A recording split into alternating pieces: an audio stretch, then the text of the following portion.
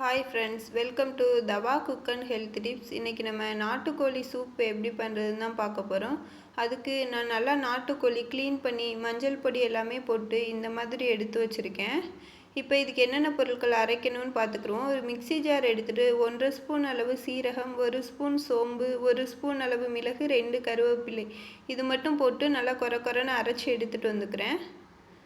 இது மாதிரி அரைச்சதுக்கப்புறம் அதில் கொஞ்சமாக சின்ன வெங்காயம், பூண்டு, கொஞ்சமாக இஞ்சி இதை போட்டுக்கிறேன்.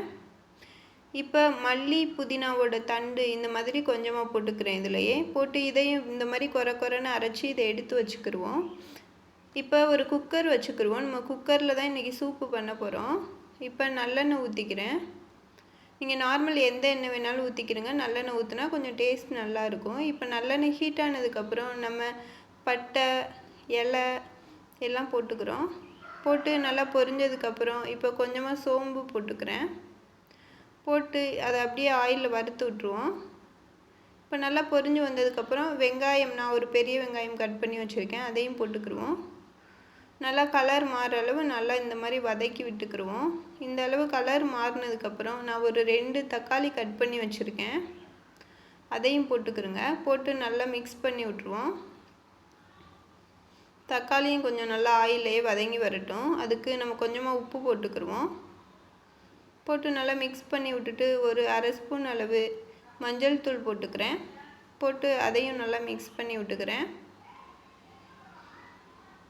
இப்போ ஒரு 2 ஸ்பூன் அளவு நான் சிக்கன் குழம்பு மசாலா போட்டுக்கிறேன். வேறு எந்த பவுடருமே போடல, இது மட்டும்தான் 2 ஸ்பூன் போடுறேன். 2 மிளகாய் போட்டுக்கிறேன். போட்டு நல்லா மிக்ஸ் பண்ணி விட்ருவோம். விட்டுட்டு இப்போ மல்லித்தழை, புதினா, கருவேப்பிலை போட்டுக்கிறேன். போட்டு அதையும் நல்லா மிக்ஸ் பண்ணி விட்டுக்கிறேன். வேறு நீங்கள் மல்லித்தூள், மிளகாய்த்தூள் எதுவுமே போட தேவையில்லை. நம்ம அரைச்சி வச்சுருக்க பேஸ்ட்டையும் அதில் போட்டுருவோம். போட்டுட்டு இப்போ அதை கழுவி கொஞ்சமாக தண்ணியாக ஊற்றிடுவோம். ஊற்றி இப்போ நல்லா கரண்டி வச்சு நல்லா மிக்ஸ் பண்ணி விட்ருவோம், அடி பிடிக்காமல். நல்லா மிக்ஸ் பண்ணி விட்டுட்டு இப்போ நாம் நாட்டுக்கோழி நல்லா க்ளீன் பண்ணி வச்சுருக்கோம் இல்லையா, அதையும் இதில் போட்டுருவோம். போட்டு நல்லா மிக்ஸ் பண்ணி விட்ருவோம். மிக்ஸ் பண்ணி விட்டுட்டு இப்போ கொஞ்சமாக நான் புதினா, மல்லியிலே ஆட் பண்ணிக்கிறேன். ஆட் பண்ணி அதையும் நல்லா மிக்ஸ் பண்ணி விட்டுக்கிறேன். இந்த அளவு நல்லா மிக்ஸ் பண்ணதுக்கப்புறம் இப்போ நம்ம சூப்புக்கு வேணுங்கிற அளவு தண்ணி ஊற்றிக்கிடலாம். தண்ணி எவ்வளோ வேணுமோ அவ்வளோ ஊற்றிக்கிடுங்க. நான் இந்த அளவுக்கு தண்ணி ஊற்றி நல்லா மிக்ஸ் பண்ணி விட்டுக்கிறேன். மிக்ஸ் பண்ணி விட்டுட்டு டேஸ்ட்டு பார்த்துட்டு உங்களுக்கு தேவையான அளவு உப்பு போட்டுக்கிறேங்க. போட்டு அதையும் நல்லா மிக்ஸ் பண்ணி விட்ருங்க. மிக்ஸ் பண்ணி விட்டுட்டு நம்ம குக்கர் மூடி போட்டுருவோம்.